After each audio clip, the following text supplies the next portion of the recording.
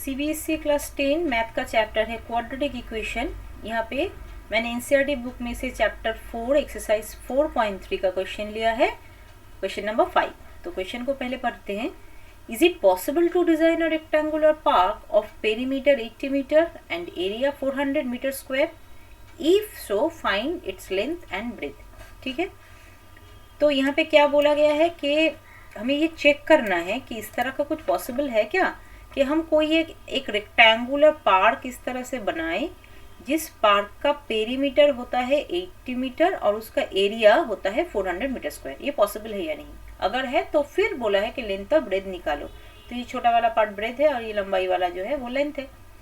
ठीक है, तो यहाँ पे हम क्या करेंगे, ब्रेथ को ले लेंगे x और इसको हम ले लेंगे y। ठीक है, क्योंकि लेंथ और ब्रेथ का कुछ कंडीशन ऐसा दिया तो है नहीं कि दोनों में रिलेशन क्या है, तो इसी वजह से हम ब्रेथ को लेते हैं x मीटर और लेंथ को लेते हैं y मीटर, क्योंकि यहाँ पे यूनिट मीटर में दिया हुआ है। ठीक है, तो क्योंकि पेरीमीटर यहाँ पे दिया हुआ है 80, तो पेरीमीटर का फॉर्मूला क्या होता है 2 इंटू लेंथ प्लस ब्रेथ। तो x प्लस वाई हमने ऐड कर दिया, 80 हो गया। तो यहाँ से हमें निकल आया कि x प्लस वाई लेंथ और ब्रेथ का एडिशन 40 हो जाएगा। ये एक है। तो यहाँ पे हम क्या करेंगे, y को हटाएंगे क्योंकि y हमें नहीं चाहिए, x चाहिए पहले निकालना। तो हम इस तरह से इसको y का वैल्यू सब्स्टिट्यूट करेंगे नेक्स्ट वाली इक्वेशन में, जहाँ पे हमें ये दिया गया है कि एरिया हमारा 400 बनेगा क्या, चेक करो। तो इसकी वजह से एरिया मतलब होता है लेंथ इंटू ब्रेथ। ठीक है ना, तो लेंथ हमारा है वाई सॉरी और ब्रेथ हमारा है क्या x।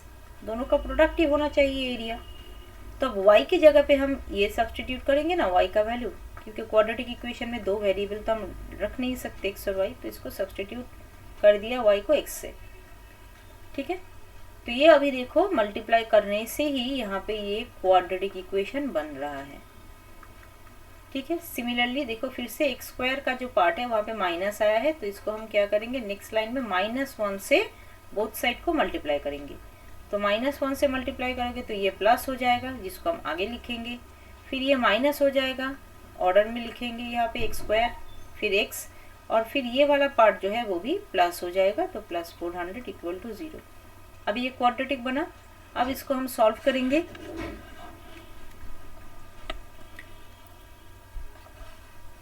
इरेज कर लेती हूँ थोड़ा सा जगह।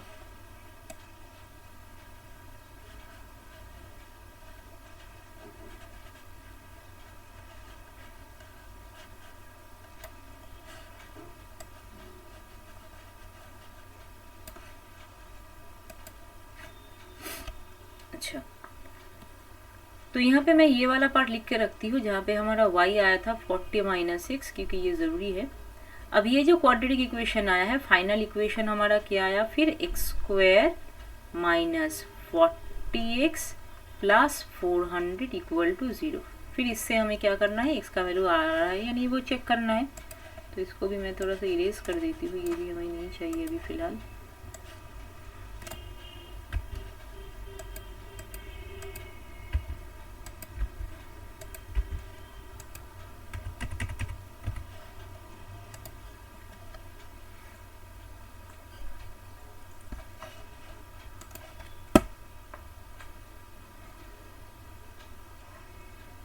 तो ये पॉसिबल है या नहीं, इसको चेक करने के लिए हमें पहले क्या करना होता है, d का वैल्यू निकालना पड़ता है, discriminant b square minus 4ac। तो abc क्या है, a है यहाँ पे 1, b है -40 और c है 400। तो वैल्यू डाल लेते हैं यहाँ पे, -40 का whole square -4 into a into c, तो ये होता है 1600 -1600 दैट इज 0। तो अगर d का वैल्यू यहाँ पे 0 आया है, दैट मीन्स रूट पॉसिबल तो है, roots are real, roots possible है, लेकिन क्या वो इक्वल्स होंगे, दो इक्वल रूट्स होंगे। ठीक है, तो क्योंकि रूट्स पॉसिबल है, क्योंकि यहाँ पे बोला गया है अगर पॉसिबल है तो फाइंड करो, निकालो उसको। तो इसका क्या मतलब होता है, इसको सॉल्व करके हमें x का वैल्यू निकालना होगा। तो इसके लिए क्या करना होगा, x इक्वल टू हम यहाँ पे लिखेंगे जो फॉर्मूला था रूट निकालने का, वही यहाँ पे हम यूज करेंगे। ठीक है, बाई 2a। तो यहाँ पे माइनस बी क्या है हमारा 40, तो sorry minus 40 plus minus root under 0 by 2 into A है यहाँ पे कितना 1।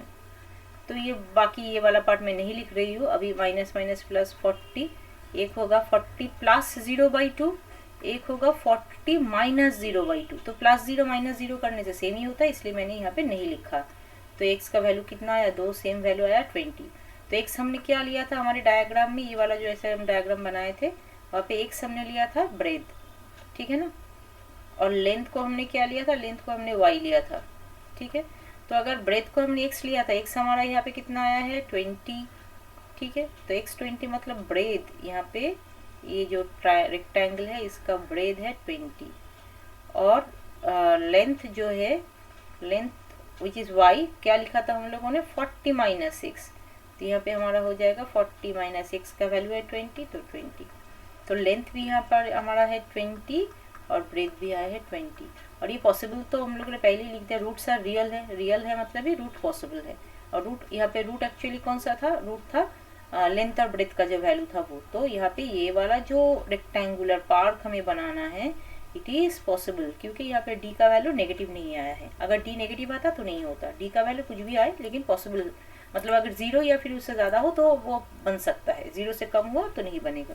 तो यहाँ पे हमारा जो डी का वैल्यू है वो 0 आया है। तो इसकी वजह से जो रेक्टेंगुलर पार्क है, जो कंडीशन दिया हुआ है पेरीमीटर 80 और एरिया 400, वो बन सकता है। और उसकी वजह से उसका लेंथ और ब्रेथ दो सेम सेम होना चाहिए, ठीक है। So this is all about exercise 4.3।